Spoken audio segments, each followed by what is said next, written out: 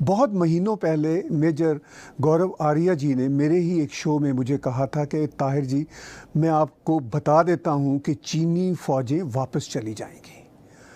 आज हमने ये ख़बर सुनी कि अल्टीमेटली बहुत सारे जो राउंड्स चले मीटिंग्स के दोनों तरफ, उसके बाद चीन ने भी पीछे हटने की ना सिर्फ हामी भरी बल्कि हटना शुरू भी कर दिया। मेजर गौरव आर्या जी हर हफ्ते हमारे साथ जुड़ते हैं और आज फिर हमारी खुशकिस्मती है कि हमारे साथ जुड़े हुए हैं। वेलकम गौरव भाई।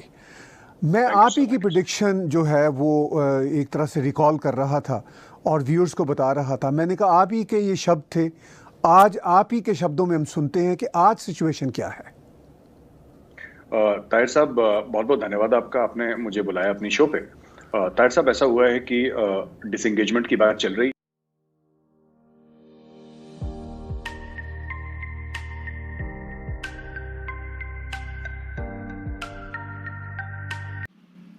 हेलो दोस्तों, welcome to VB news.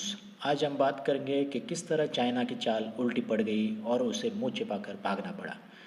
China को लगा कि वो इंडियन आर्मी को डरा देगा और हम डर जाएंगे, पर बर्फीले पहाड़ों में उसकी हेकड़ी निकल गई और अब अपना बोरिया बिस्तर लेके वापस जा रहे हैं। तो इस पर मेजर गौरव आर्या क्या कहते हैं देखते हैं।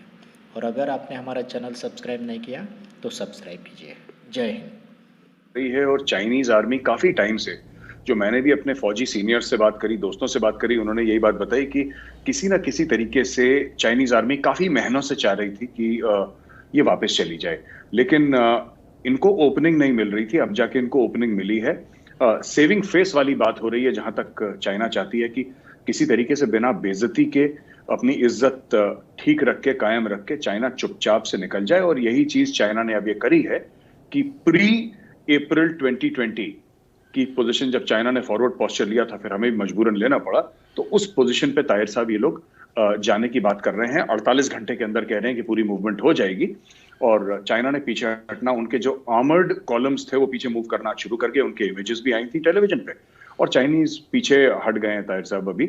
और कुछ 48 घंटे के बाद वो पूरा बैकवर्ड मूवमेंट चाइना का खत्म हो। वो चाइना चाह भी रहा था, इनके बस का नहीं है ये। मैं बार बार लोग कह रहा था कि लोगों से, मेरे कुछ जो पाकिस्तान में हैं दोस्त, मेरे सहाफी, उनसे भी बात चली तो उन्होंने बोला नहीं साहब, बड़ा तगड़ा पावर है, इकोनॉमिक सुपर पावर है, मिलिट्री सुपर पावर है, ये है वो है।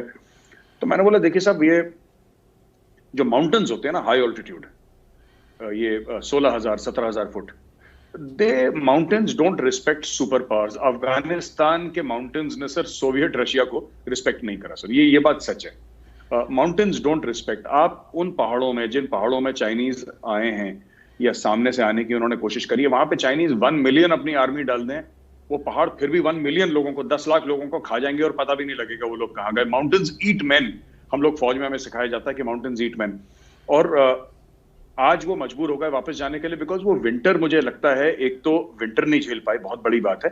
और दूसरी चीज है ताहिर साहब कि मुझे लगता है कि जो उनको इंडियन आर्मी से एक उनके मन में एक जिसको कहते हैं गलतफहमी थी कि वो आएंगे साहब, थोड़ा सा आंखें वांखें अपनी दिखाएंगे, थोड़ा सा जिसको पंजाबी में कहते हैं ना डोले छोले थोड़ा सा दिखाएंगे, तो फिर वो इंडियन आर्मी डर के कांप के पीछे भाग जाएगी। अब वो हुआ नहीं, कोई कांपा वापा नहीं, कोई भागा नहीं। सो चाइनीज वर कंफ्यूज्ड कि भाई चाइनीज आ गए, तो शेर आया। तो इन्होंने बोला शेर आया तो ठीक है, देख लेंगे जब शेर आएगा। तो अब पता लगा कि शेर बिल्ली था। शेर को ठंड लगी, -40 -50 डिग्रीज में, शेर की आदत नहीं थी रहने की। Obviously the dragon was not used to these temperature. ये लोग तो पीछे सारे टिबेटन प्लेटू में इनके मैकेनाइज्ड फॉर्मेशंस हैं, they are not used to. हमारे तो जवान 1984 के बाद सियाचिन में है सब, -60 -70 डिग्रीज में, 21,000 फुट की ऊंचाई में हमारे जवान लगातार पिछले 30 साल से रहते हुए आए हैं। तो उनको उनका एक अलग लेवल है माउंटेन वॉरफेयर का, जो एक्लेमेटाइजेशन का एक अलग लेवल है। Chinese were not used to it, तो अब चाइनीज वापस चले गए। अब तो देखिए, बात यह है कि क्या चाइनीज़ अपने आप को टेस्ट कर रहे थे या भारत को टेस्ट कर रहे थे या दोनों कैपेबिलिटीज को टेस्ट कर रहे थे? ताहिर साहब, मुझे ऐसा लगता है कि कहीं ना कहीं 2-3, जिसको पंट कहते हैं ना अंग्रेजी में, उन्होंने एक चाल चली। उन्होंने बोला जुआ देखते हैं क्या होता है। उनको ये था कि हो सकता है ट्रंप वापस आए, हो सकता है ना आए। उनको लग रहा था कि ट्रंप वापस आ जाएगा, तो कुछ ना कुछ तो करना है। अगर ट्रंप आता है और यहाँ पे इस साइड पे तवज्जो प्रेशर कुकर वाला प्रिंसिपल है ताहिर साहब कि प्रेशर कुकर में प्रेशर हो जाता तो फिर सीटियां बजती हैं उसकी प्रेशर कुकर की। तो वही वही देखिए, बात ये थी कि उन्होंने सोचा कि साउथ चाइना सी में ऑलरेडी क्वाड वहां पे एक्टिव हो रहा था, पिछले 2-3 साल से वो बात चल रही है क्वाड की। उनकी ट्रेडिंग लाइंस है, वहां से 50-60% ट्रेड उनका जाता ही है वहां से, मलाका स्ट्रेट और साउथ चाइना सी से। They found an opportunity to pass a message to the world in post covid, जब चाइना के ऊपर बड़ा प्रेशर था कि कोविड एक तो चाइना की तरफ से आया, ऊपर से अमेरिका का चेंज्ड पोस्चर, जो अमेरिका जो चाइना के वेस्ट से, अगर मैं बोलूं चाइना के वेस्ट से ईस्ट की तरफ तवज्जो जो अमेरिका दे रहा था, पूरा एक जियो स्ट्रैटेजिक जो एक जिसको कहते हैं कि कहानी बन रही थी, तो चाइना ने उसके रिएक्शन में सिक्किम में नहीं करा ताहिर साहब, अरुणाचल में नहीं करा, उत्तराखंड में नहीं करा, हिमाचल में नहीं करा, उसने जबरदस्ती लद्दाख में करा। और लद्दाख में इसलिए करा क्योंकि उसको ऐसा लगा कि कल अगर इंडियन आर्मी डरती है और आगे एडवांटेज प्रेस करना है तो वहीं लद्दाख पे पाकिस्तान आर्मी भी है, तो इंडियन आर्मी को बीच में फंसाया जा सकता है। स्कर्दू वगैरह एक साइड में है, उसके गिलगित बाल्टिस्तान एक साइड में है, दूसरी तरफ उसने बोला कि साहब हम कश्मीर से भी प्रेशर ला सकते हैं और यहां से भी प्रेशर ला सकते हैं। तो दुनिया भर का एक माहौल चाइना ने बनाया। और एक और चीज थी साहब, चाइना पाकिस्तान इकोनॉमिक कॉरिडोर जो गिलगित बाल्टिस्तान से आती है, इंडिया बड़ा प्रेशराइज कर रहा था उस चीज के ऊपर, 370-35 से हट चुका था। तो ये सब चीजें थी जो ट्रिगर थी, जिसने चाइना को ट्रिगर ऑफ करा। एंड चाइना, वही एक एरोगेंस है ना चाइनीज में कि let's teach these people a lesson, कि मतलब हम थोड़ा जाएंगे, खड़काएंगे तो ये लोग भाग खड़े होंगे, फिर हम बातचीत कर लेंगे इनसे। तो भागा भागा कोई था नहीं। तो now the tables have turned and the Chinese are clearly in the retreat. तो चाइना ये समझ रहा था कि ये शायद 1962 का भारत है, उसको ये अंदाज़ा नहीं था कि ये 2020-2021 का भारत है। क्या ये एक रियलिटी भी है? ताहिर साहब, ये एक रियलिटी है, बट इवन इन 1962 में आपको बात बताता हूँ। मैं आपको छोटी सी कहानी भी सुनाता हूँ अगर आप मुझे इजाजत देते हैं। जी जरूर जरूर। जी ताहिर साहब, ऐसा था कि इवन इन 1962 वो जंग भारत हारी, और ये बात करने में कोई शर्म नहीं है कि हम लोग वो जंग हारे, लेकिन ये बात भी सच है कि चाइनीज के घुटने तोड़ दिए थे। चाइनीज को इतनी महंगी पड़ी वो जंग कि एक मेरी रेजिमेंट की एक यूनिट है 13 Kumaon, 13th battalion the Kumaon regiment, मेरा ताल्लुक 17 कुमाऊं से है, 17th बटालियन, वो 13 कुमाऊं थी। 13 कुमाऊं जो आजकल जहां पे ईस्ट लद्दाख में हो रहा है, वहां पे एक जगह है रिजांगला। तो रिजांगला के ऊपर वो लड़ाई हुई थी जहां पे ताहिर साहब 1962 में हुई थी। 18 नवंबर की रात की बात है, और 18 नवंबर की रात को ताहिर साहब 122 हिंदुस्तानी फौजियों ने 3000 चीनियों से लड़ाई मोल ली थी। They refuse to withdraw. 122 भारतीय फौजियों ने 3000 चीनियों से लड़ाई लड़ी, और 122 में से 114 एक रात में शहीद हो गए थे। The entire company was wiped out. तो वो जंग यकीनन हम हारे, लेकिन आप देखिए कि 1300 से 1500 चीनी फौजी मार दिए गए वो एक रात में। ये जो लोग हमारे शहीद हुए थे, उन्होंने 1300 से 1500 चीनी फौजी मारे, और उसके 24 घंटे के अंदर चाइना ने सीज फायर साइन करा था इंडिया के साथ। तो ये पुश ओवर तो 1962 में भी इंडियन आर्मी नहीं थी, बट इस समय थोड़ा सा फर्क ये था कि Indian army was better prepared in terms of equipment. Morale पहले भी हाई था, आज भी हाई है। प्लस एक और चीज है कि अब वो लीडरशिप भी बदल गई है ताहिर साहब इंडिया की। एक जमाने में आप क्रिकेट में भी देखें ना, आपने देखा था एक जमाने में क्रिकेट में इंडिया बड़े मतलब माफी मांगता हुआ हिंदुस्तान था कि sorry gentleman's game, this is cricket और इसमें ऐसे नहीं होता है। सौरभ गांगुली ने आके सब कुछ बदल दिया। उसने बोला कि जेंटलमैन तो ठीक है, लेकिन we are here to win. फिर उसके बाद धोनी आया, फिर विराट कोहली आया, एक से बढ़कर एक अग्रेसिव कैप्टन्स। अगर आप जंग को भी छोड़ दें, अगर आप क्रिकेट के मैदान में भी देखें, ये खास किस्म का हिंदुस्तान जो चेंज होके आ रहा है, which is a very aggressive India, it is a very unapologetic India, जो माफी नहीं मांगता किसी चीज की, जो लगता है ठीक वो करता है। तो ये हर स्फेयर में, in the film industry, in the field of science, you see, एक जमाने में हम लोग दुनिया से बड़े अपोलोजेटिक रहते थे कि हम साइंस में ये कर रहे हैं फॉर पीस, ये वो। डॉक्टर एपीजे अब्दुल कलाम आए।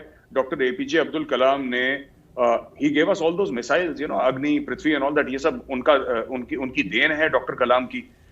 इंडिया का जो न्यूक्लियर टेस्ट थे जो हुए थे, ये उनकी देन है। So this is a new India. China ने कहीं ना कहीं ये अपना जो इक्वेशन था उसमें ये भाप नहीं पाई थी चाइना की ये नया हिंदुस्तान है, और ये बड़ा एग्रेसिव अनअपोलोजेटिक हिंदुस्तान है ताहिर साहब। आपने अभी पीछे बात की कि उनका ख्याल था कि शायद ट्रंप आ जाएगा, लेकिन ट्रंप नहीं आया, तो उनका ये ख्याल बना कि जो बाइडन की जो एडमिनिस्ट्रेशन है वो लीनियंट है। जैसे कहा भी स्टेट सेक्रेटरी ने, जो नए स्टेट सेक्रेटरी हैं टोनी ब्लिंकन ने कहा कि भाई हम कोऑपरेट करेंगे क्लाइमेट के लेवल पे। लेकिन अभी हमने 2-3 रोज़ पहले देखा कि साउथ चाइना सी में चाइना को फिर टफ टाइम दिया अमेरिका की न्यू एडमिनिस्ट्रेशन ने। यानी लगता था कि चाइनीज़ उनको भी टेस्ट करना चाह रहे हैं, तो उसका भी एडवांटेज क्या भारत को मिला, या ये अपनी भारत की ही स्ट्रेंथ है जिसकी वजह से चाइनीज़ ने डिसएंगेजमेंट का अल्टीमेटली फैसला किया? मुझे लगता है ताहिर साहब बहुत सारे फैक्टर्स हैं इसमें। भारत की स्ट्रेंथ एक फैक्टर है, अमेरिका का प्रेशर एक फैक्टर है, पर अक्सर जैसे मीडिया में बात आ चुकी है, तो मैं कोई नई बात नहीं बोल रहा, लेकिन ये बात हमें रिपीट करनी पड़ेगी कि जो बाइडेन जो था वो तो वाइस प्रेसिडेंट तो ओबामा का था। ओबामा को नोबेल प्राइज मिला है और ओबामा के अंडर मैक्सिमम पाकिस्तान में ड्रोन स्ट्राइक्स हुई हैं, उसने जंगें भी करवाई हैं, और वेडिंग पार्टीज आपने सुना कि हेलफायर मिसाइल मार दी, वेडिंग पार्टीज वाइप आउट हो गई, इनोसेंट लोगों की, जो मासूम लोगों की। तो मुझे ऐसा लगता है कि देखिए, ट्रंप सिर्फ बोलता था, ट्रंप ने कभी कुछ करा नहीं। ट्रंप यूज्ड टू स्पीक, ये कर देंगे वो कर देंगे। तो ये सब लोग कंट्री जो थी, चाहे पाकिस्तान थी, चाइना थी, I think they got caught up in a lot of that rhetoric. और मुझे लगता है कि थोड़ा सा जो ओबामा एडमिनिस्ट्रेशन का फ्लेवर है वो जो बाइडेन लेकर आएंगे, अपना एक डिफरेंट सिग्नेचर होगा ही इनका, जाहिर सी बात है, लेकिन थोड़ा सा ये फ्लेवर जरूर ताहिर साहब लेकर आएंगे अपना। And it will be N aggressive America जो मुंह पे बड़ा प्यार से बोलेगी, मुंह में मिश्री घोलेगी वो अमेरिका, लेकिन जब काम करने पे आएंगे तो वही ड्रोन स्ट्राइक होंगी, वही अग्रेसिव एक्शंस होंगे। ट्रंप का ये था कि ट्रंप ग्राउंड पे कुछ नहीं करता था, बस वो रात को 2 बजे ट्वीट करता था और कड़वा बोल दिया, ये बोल दिया, वो बोल दिया। ओबामा देखिए, Obama was the sweetest and the most sophisticated man. Obama एक दिन पहले जो अपना उसने ऑपरेशन जेरोनिमो करा था ओसामा बिन लादेन को मारने के लिए, वो बच्चों के स्कूल में बच्चों के साथ बैठ के वो पता नहीं लेक्चर कर रहा था, कुछ कर रहा था वो, और रात को he was playing a game of poker, he was absolutely quite.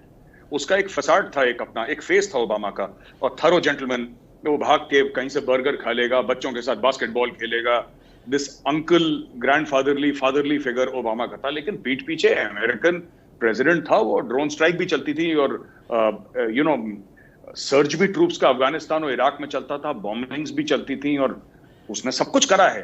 तो Biden comes from the Obama school of thought.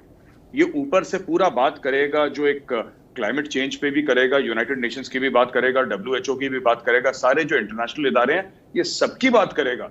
लेकिन साहब, एंड में उसने करना वही है जो अमेरिका के मफाद में हो, जो अमेरिका के मफादात में, उसको प्रोटेक्ट करेगा, ये अमेरिकन डीप स्टेट को प्रोटेक्ट करेगा, और ये करेगा। देखिए, चाइना को आंखें दिखाएगा, ये पक्की से बात है।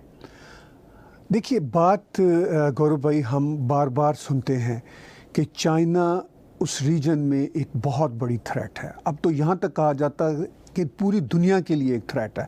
जब हम चाइना कहते हैं तो हमारी मुराद कम्युनिस्ट पार्टी ऑफ चाइना है। तो उस रीजन में ये भी एक फियर पाया जाता है कि चाइना भारत को बहुत ही टफ टाइम देगा। ये एक इम्प्रेशन है, और साथ ये भी एक इम्प्रेशन है जो खुद भारत के अंदर बहुत ज़्यादा रेटरिक पाया जाता है कि चाइना हमारी ज़मीन हड़प कर गया, जो कई किलोमीटर से कई हज़ार किलोमीटर तक बताई जाती है। तो इन दोनों चीज़ों को आप कैसे देखते हैं? देखिए साहब, चाइना ने यकीनन बात है, ज़मीन तो हड़पी है भारत की, इसमें कोई शक नहीं है। 1962 वॉर में बहुत ज़्यादा ज़मीन हड़पी है, कितने हज़ार स्क्वायर किलोमीटर, कोई कहते हैं लाख स्क्वायर किलोमीटर से ज़्यादा हड़पी है, कोई 50,000, I don't have the exact figures. देखिए, चाइना तो ताहिर साहब थ्रेट है, इसमें कोई शक शुबा है ही नहीं। पहली चीज़, आप चाइना का किरदार देखिए, जिसको पैसे देता है उसकी ज़मीन हड़प लेता है, चाहे वो पाकिस्तान हो, चाहे वो श्रीलंका हो, चाहे मालदीव्स हो। जहां पे चाइना गया है, किसी को खुश करके नहीं आया, लोगों की जेबें काट कर आया। दूसरी चीज, जहां तक भारत की बात है, भारत से वो अपने आप को थ्रेटेंड फील करता है, इसलिए वो मिसएडवेंचर करता है, लाइन ऑफ एक्चुअल कंट्रोल पे ये सब करता है कि भारत को किसी तरीके से लाइन पे लाया जाए। और मुझे लगता है कि चाइना का ना एक थोड़ा सा एग्रेसिव इंडिया को होना पड़ेगा। इंडियंस की एक माइंडसेट है, बड़ी डिफेंसिव हम लोगों की माइंडसेट है, और हमारा ये माइंडसेट ये कहता है ताहिर साहब कि अगर हम अच्छे हैं तो फिर दुनिया भी अच्छी होगी। पर दुनिया ऐसे चलती नहीं है, मतलब दुनिया ऐसे चलती नहीं है ताहिर साहब। दुनिया थोड़ा सा डंडे के नोक पे चलती है। अमेरिका ने हमें यही सिखाया, अगर कुछ सिखाया तो, कि दुनिया डंडे के जोर पे चलती है। चाइना अगर अगर भारत चाहता है कि भारत में शांति हो, जहां तक चाइना का सवाल है, तो चाइना के अंदर अशांति फैलानी होगी। चाइना के अंदर आपको कुछ ऐसा करना पड़ेगा कि चाइना अपने इंटरनल प्रॉब्लम्स में उलझा रहे। क्योंकि अगर चाइना इंटरनली स्टेबल हो गया, जैसे कि आज की तारीख में है, अगर हमने उसको अलाउ करा कि चाइना इंटरनली स्टेबल हो, तो दुनिया को अनस्टेबल कर देगा चाइना।